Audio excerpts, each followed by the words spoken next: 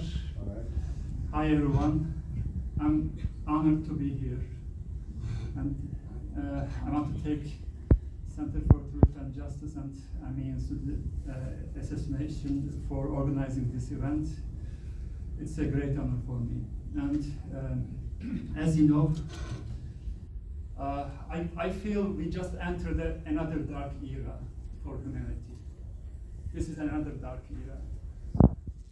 If in 1913 anybody would think about a world war, nobody, so little people could imagine about a world war in 1913, I guess. But the world have entered a dark era in 1914, and we suffered the first genocide during those dark days, because Turkish nationalists saw this as an opportunity to get rid of us, unfortunately, and just create a nation which was the Turkishness, and they just tried to consolidate the Turks, and Christians were not suited to that consolidation, and we were unfortunately thrown out of Turkey with catastrophes. And for more than 100 years, we have been trying to just heal our grandparents' souls. That is what we are trying to do. We haven't just, unfortunately, we are not there. My grandparent, Sianush, whose soul is not in peace yet. And as you know, unpunished crimes lead to new crimes. That is why I struggled in Turkey, for Turkey to turn as some kind of a democratic country.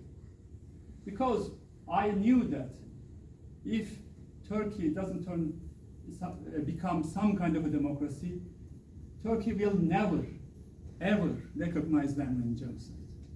Whatever we do. Because I knew that Turkey has a strategic importance. And Turkey has been appeased for more than a century, because it has Bosphorus, it has a strategic importance, and Turkey knows very well how to play balance games between great powers, between United States and Russia. And Sultan Abdulhamid just played this game. İttihat and Terakki played this game very well, and afterwards we thought there was a defeat of the fascism. No, Atatürk continued with that game after the Bolshevik Revolution. Instead of Western powers, Brits and French, to control Turkey, Russia gave all its support, turning a blind eye on what's going on to Armenians. We thought United States would care about us those years. French would care about us. Germans or Russians were our allies. But when it is about the great powers' rivalry, unfortunately, nobody cares about Armenians. Armenians' lives didn't matter at all. Armenian lives didn't matter. And unfortunately, after 100 years later, after 3 generations, we suffered another genocide. Why? Because Armenian lives still doesn't matter. They don't matter. We have to face this. We have to face this. No, in Israel there is a catastrophe. Those are hate crimes. What Hamas did was a hate crime, and what Israel is doing now is a hate crime against the Palestinians now. There is a hatred cycle. No, of course, I condemn all those hate crimes. But some lives matter more, as you know. Some lives take more interest. Mr. Biden cares more about some lives or some countries, but they can turn a blind eye on some countries. Or Russians. We thought that Russians were our allies because their fear of Azeris and Turks. Armenian security was all totally dependent on Russia. For decades after decades, we thought Russians were our allies. And if Azeris or Turks were to attack Armenia, Russians would help us and save us. No, it was a really strategic mistake to be dependent on one country, whichever country it is.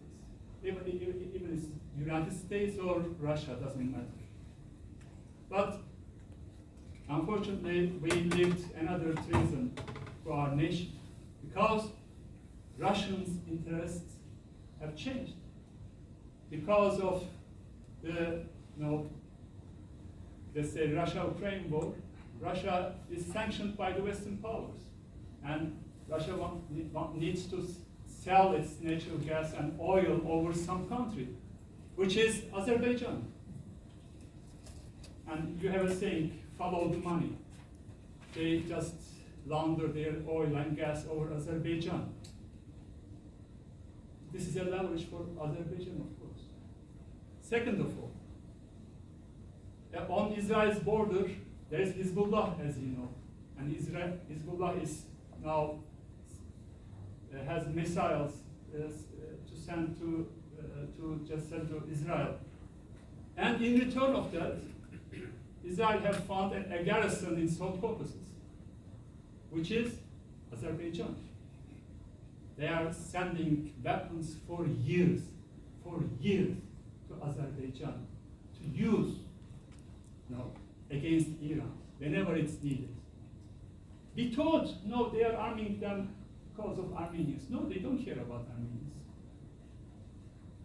They just care about Iran because Iran is going to have nuclear power in the coming years. They need to surround Iran. So they are just selling arms to Iran. This must be a leverage. Yeah? This is a leverage for Azerbaijan. And another leverage. After 2015, I came here in 2017. There are some people here, I guess, listened to me in 2017. I saw that Turkey have left the democratic way in 2015. After 2015, Turkey had a European Union process, democratization, and we were benefiting from it. As Armenians, as Kurds, as all the minorities, we were benefiting from it. Even we were able to commemorate Armenian genocide on the Taksim Square. This must have been meant, this is something, of course, commemorating our grandparents on the Taksim Square, which is the main square in Istanbul, is a significant thing. We were there. But unfortunately, Erdogan only cares about his power. And they were allies. Gülenists and Erdogan were allies, and they had a power struggle. And Western powers, European Union, showed cold shoulder to Turkey because Sarkozy and Merkel didn't want Turkey to be a member of the EU. And as you know, Erdogan cares about his power, and when that power struggle started with Gülenists, he had a coalition with the establishment, which was the ultra-nationalists. And they ended the peace process with the Kurds. And they started to repress Kurds, bomb Kurds in the mountains, in Iraq, in Syria, and started to use drones, and started to produce drones, started to produce rocket missiles, tanks, and so many sophisticated weapons. When I saw this, I pressed the alarm button. I understood that this arm is going to turn its face to Caucasus one day, soon. And because Turkey and Azerbaijan had become allies, and Turkey was gathering these weapons to Azerbaijan. So Azerbaijan every year by buying billions of dollars of weapons. No, when I saw this, I went to Armenia to see what's going on. Is Armenia aware of it? Is the Armenian nation aware of its coming threat? And on the media, I gave several talk on the media, television, and I gave interviews, and I publicly told about my point. This is coming, because for Azerbaijan have waited for this year for years, and this is coming. No, you have to, for the international relations, you need to be either strong and or clever. If you are strong, there is no problem. Look at Israel's position. They say, if they hit us once, we hit them 100 times. Doesn't matter for us. Now, if they kill 1,000 Jews, we kill 10,000, 100,000 Palestinians. Doesn't matter for us.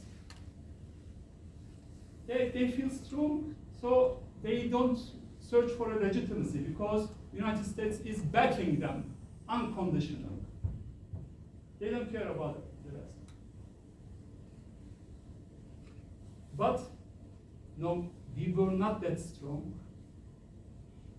Then if you are not that strong, and if somebody stronger than you is getting ready to beat you, what do? You search for a gun, something. Do you have it to respond? The question is no. If you don't have it, you search for an ally. Did we have an ally? A real ally? We thought, again, unfortunately, US would do something. Or France would do something. I said they won't even move their finger. That is what happened, unfortunately. And because of the geopolitical balance, and Erdogan and Putin are friends, and Erdogan is benefiting from Russia. I'm sorry, not France, of course. Russia and Putin is benefiting from Erdogan, because autocrats benefit from each other. And that is why, and one more reason is this, I have to tell. After 2018, there was a Velvet Revolution, and we had a new government which wanted to turn its face to West and try to become a democracy, some kind of democracy. And somehow it is a success story, let's say, because it is a safe haven for the intellectuals, let's say, or IT sector. And so many people are there and enjoying that democracy. And it's a success story, and it is going to be a success story if we can really keep that Armenia in some years. And Russia is not happy with it. Russia does not like this kind of a balanced policy. Russia always saw Armenia as a garrison in South Caucasus. And it wants it to be like that. And it doesn't want pro-Western or which wants to play a balanced policy in South Caucasus. Russia wants Armenia, again, unfortunately, to be a garrison. So they want to really punish Armenia, just like they did against Georgia 13 years ago. That is why they are using a stick, which is an Azeri stick. They are not aware of it, but they have been used. Because, if you are giving the weapon, you use that weapon. Like Israel is aiming to use it again, one day again, let's say Iran. And they are allies with Turkey. Look, Azerbaijan has 3 allies, major allies: Russia, Turkey, and Israel. We had none of them. And Russians betrayed us. That is why, unfortunately, we lived that catastrophe in 2020 during the 44-day war. It was really a catastrophe for us. We thought, we were powerful, but we had several chances for a peace deal. I always believed peace was and is a necessity for Armenia. I always believed it. Because, in that geography, a Christian nation, which is trying to be a democracy, this requires peace. Without peace, on your right side, 86 million country, Turkey, which is perceived as an enemy. On your left side, Azerbaijan, which has Russian, Israel and Turkey support, which is perceived as an enemy. And Russia is not happy with this. So, under these circumstances, you need to see the geopolitical balance and pursue peace. But unfortunately, in 2017, even, so I had so many questions here and other places. Oh, are we going to forget about genocide? We cannot speak with them without them recognizing the genocide. You know what? Turkey committed genocide against Pontus Greeks as well, Aegean Greeks as well. But see, Turkey and Greece have relations. Their borders are open, but they have problems. They have problems. Neighbors always have problems with each other. And we could have established that peace and benefit from peace, and peoples could get to know each other. That was the way to really convince Turkish people. In the Turkish parliament for 8 years, in my first year, let's say we have 550 MPs. At least 500 of them met me, and most of them told, Garo, how come you can be an Armenian? You are a good. Can you go on the other side if you can take pictures? No, because their perception about Armenians is something like monsters, because they were told like that. Like Jesus Christ said, God, they are not guilty of their thoughts. Because they were told like that. And after 1992, when we thought we won the war, okay, we won the war, we had our territory, but we didn't win the peace. And there were hundreds of thousands of Azeris had to flee their land. Do you remember it? Do you know anything about it? Mm-hmm. And they were the ones who used to live with Armenians for centuries. Some of you might have known about it in Sushi or other places, or Baku and Sumgait, Armenians and Azeris coexisted. And they had to flee their land. And Azerbaijan didn't have an identity, didn't have this kind of a nationalism. And Aliyev's regime benefited from this hatred, which had to flee their land. And they created a nation and a corrupt regime, and both other big powers used it as a garrison, armed it, and used it against Armenians. So, winning a war doesn't mean that you are going to have rights there. None of the countries have recognized the Artsakh, including Armenia. None of them. Due to the international law, it is not a recognized country. But in 1996, we had a chance to establish, have autonomy for Artsakh with international guarantees. Do you know about it? We had a chance there. We had guaranteed that. If we have guaranteed that, in the following years, we could have been, as Armenia, a more powerful country. Maybe one day we could ask for more rights, let's say. But at that day, we could have that. Even in 2008, during football diplomacy, do you remember that? We had a great chance. Even in 2016, Turkish government was ready to convince Azerbaijan to give autonomy to Artsakh. I know it, personally. We lost several opportunities. If we have seen that this was not sustainable, and Azerbaijan is one day going to take it by force, really, we could have really achieved that. And I want to ask you a question. Does the world ruled by law? Is the world, there are so many authorities here. The world is ruled by power, unfortunately. sometimes, though you can say, International Criminal Court and others function, but how? If you are strong as well, if you have leverage. In Africa, there are so many massacres. Do you know about it? No. So many massacres. Who cares about them?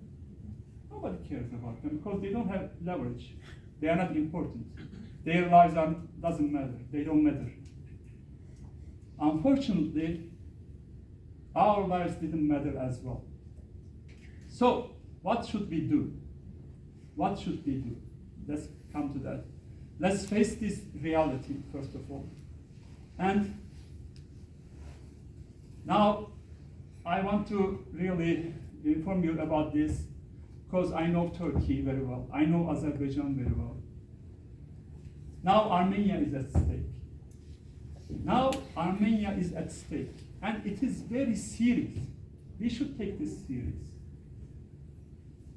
Because Russians have yellow lighted it. A month ago, Putin and Erdogan met in Sochi. And what I know is, what I'm almost sure about is, they made a deal about they are going to give Artsakh to Azeris, and Azeris are going to ask for more and attack Armenia, try to get the corridor, and during that point they will get rid of the democratically elected government and make Armenia as another Russian orbit. That is the plan. That is the scenario. And it is on the movies now. It is going on. That is the scenario that has been going on. And even the Secretary of State, your Secretary of State, admitted that due to the rumors. In these coming weeks or months, Azerbaijan can attack Armenia. So, under these circumstances, what do nations do? Do we have the right to mourn now for Artsakh? Of course we are mourning for it. I know we are paralyzed, we are shocked, but do we have the right to mourn for Artsakh now? I guess no. Because we have Armenia is at stake. What do nations do under this existential threat? Nations unite and press the alarm button and stand up for Armenia, to save Armenia. In 1918, we were about to live another genocide, as you know. But in Sardarabad, we stood up and fought back. That is how we avoided the second genocide in 1918. That is how we could establish the first republic. But what happened afterwards? We started to fight with the Turks and Azeris. Even we fought with each other. Communists and Tashnaks and nationalists and others fought with each other. What happened afterwards? Bolsheviks came and took everything over, including Azerbaijan. We need to take lessons from history. But unfortunately, we are not there.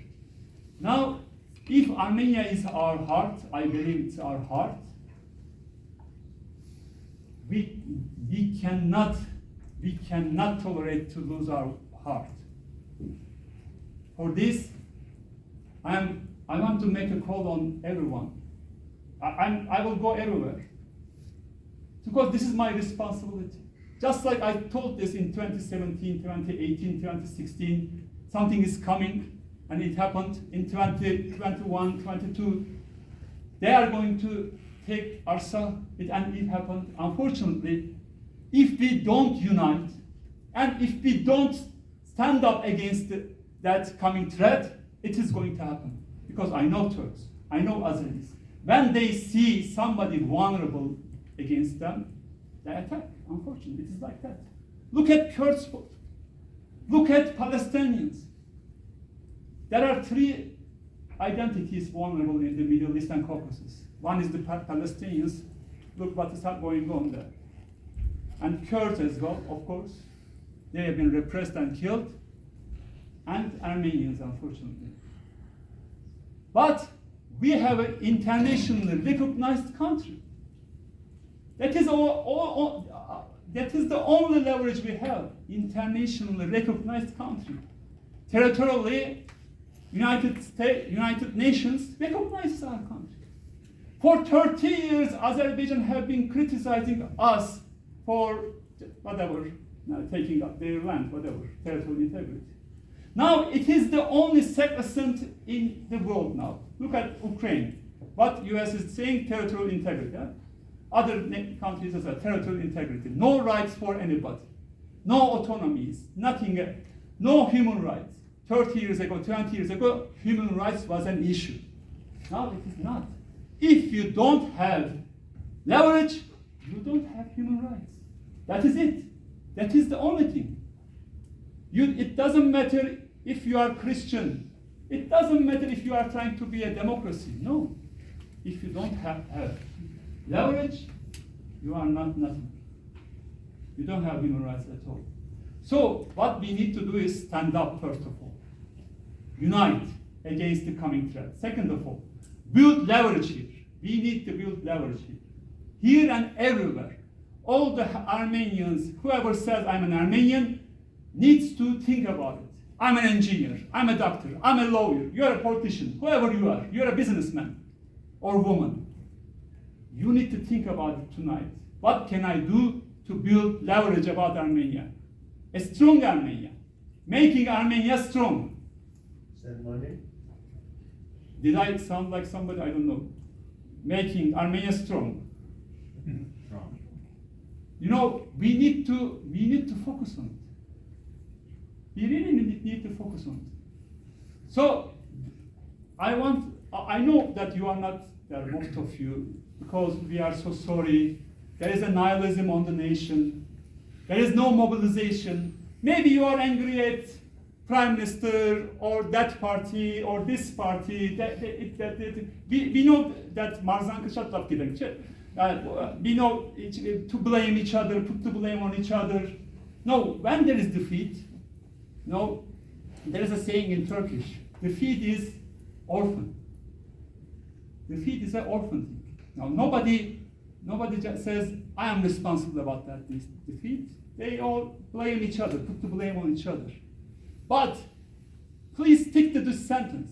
All of us have responsibility of this defeat. All of us. All of us, because we didn't do enough. That is why we lost Arsa. That is why we are about to lose Armenia. So for this, I want to make a call really to stand up and do the best you can to save Armenia. And I see there is an unhealthy relationship between Armenia and diaspora. Our diaspora should be our biggest strength. But unfortunately, this unhealthy relationship maybe is the biggest weakness of us. There is an unhealthy relationship. No, when you go to Armenia, some of you go to Armenia, you see the reality of Armenia. But then you come back, you behave like Armenia is something else. Armenia is a land of your ambitions or whatever. So Armenia is a real country. It has citizens living there and fighting there, dying there, and making their life there, and our heart. I don't see 2 generations later, if we don't have a strong Armenia, I don't see in the diaspora our culture is going to go on. We have to have a strong heart, and we have to have a strong diaspora. And this dialectic relationship needs to be healthy. For this, I really want to make you a call on, let's make this relationship healthy, beneficial to each other. Think about it. We have a youth. There are several parties I know. We have a youth in Armenia. Shining youth. You can't believe.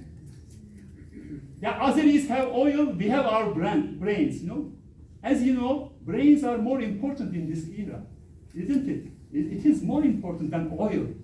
Because a brain can really create wonderful ideas in the IT sector, others, and whatever. A brain can defend our country, making drones or whatever.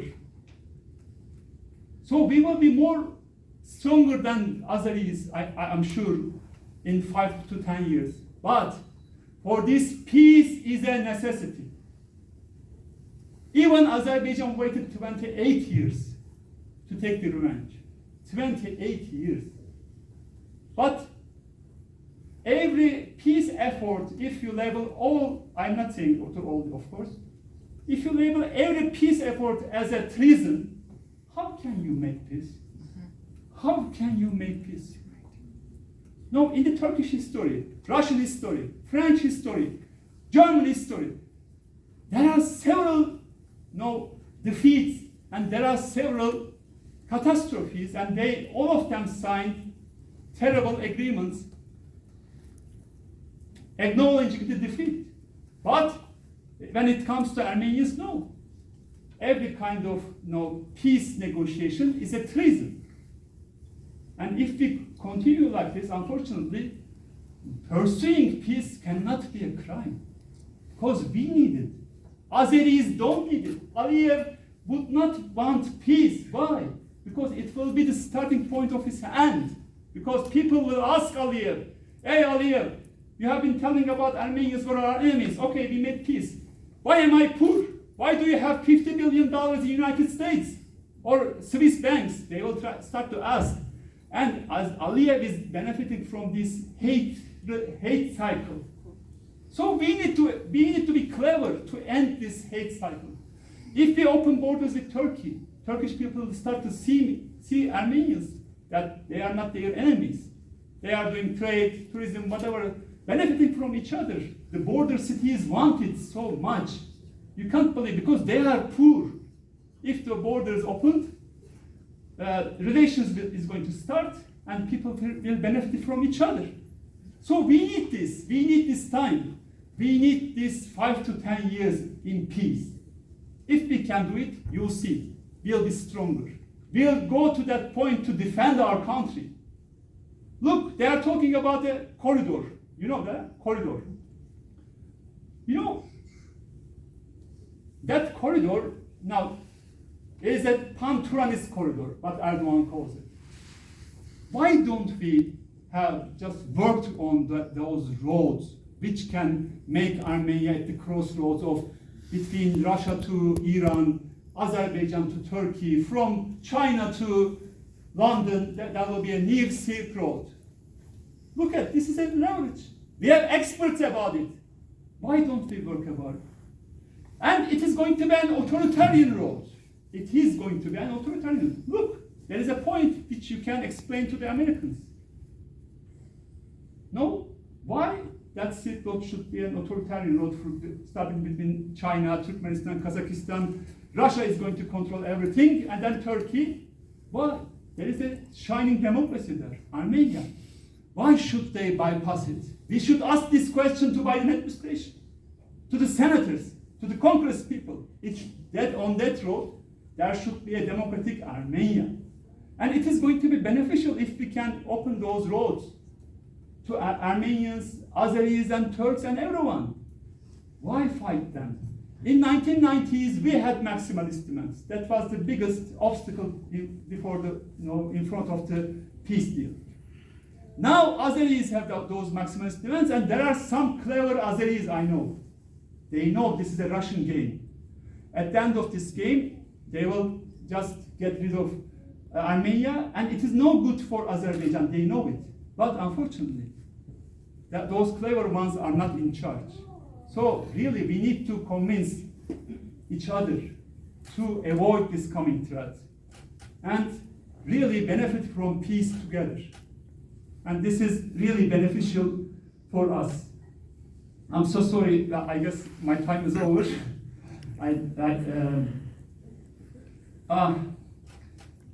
You know what? Some of the people, if have ambitions about, let's say, oh, we should have Arsa again, whatever. Or, of course, don't misunderstand me. I wanted gladly for Arsa people to turn back. But with Gasya, with so many friends, we were there. We saw people. They were traumatized. No, we need to, first of all, stand up and really mobilize to help them. You know what? At least half of them want to leave Armenia. That is what I saw. I don't have any statistic, but at least half of them. Why? Because of this trauma. And they know there is a coming war. They think that they cannot stay in unity. So we need to really, if we stand up, I think that moral is going to spread people to people. And we need to mobilize for them as well. Look, in 1988, I was 16 years old. There was a mobilization in the nation. We were collecting money for Armenia, for the people of the victims of the earthquake. Now there is no mobilization about this. We just suffered another genocide, and we don't have a mobilization in the nation. This is unacceptable. That is what I should say. Second of all, we should mobilize about the coming threat. Both of them needs to go together, and really we should, for our further aims, be on the peace side, pursue peace, but get ready for a war. I'm not saying peace is going to happen. For this, we need this. There is one man who can stop this war. That is maybe why I'm here, Mr. Biden. If we can convince him or the center people to put on establishment to call Erdogan, let's say, don't do it. Hiç best for Israel. He sent Marines to Israel and made a call to Iran. He said, don't, he said. If we can have even quarter of that, don't, Azerbaijan will not attack Armenia, believe me. But unfortunately, what I saw in DC was United States doesn't have a red line at all. The sentence is this: we don't want to hurt Azeris. That is the sentence. That is the point. That is where US government is. So we need to do our best to change this position, to show them leverages, interests, or make public opinion change about it. As you know, there is media here, and if we can really make public opinion change about issues, really people care about it. Look, a week ago, people cared about Jews who suffered that terrorist attack, as you know. But when Israel bombed so much Gaza, there are thousands of people dying, including thousands of children. Now public opinion has changed. Israel shouldn't repress this much. That is how public opinion changes. But unfortunately, it didn't work for Arsa.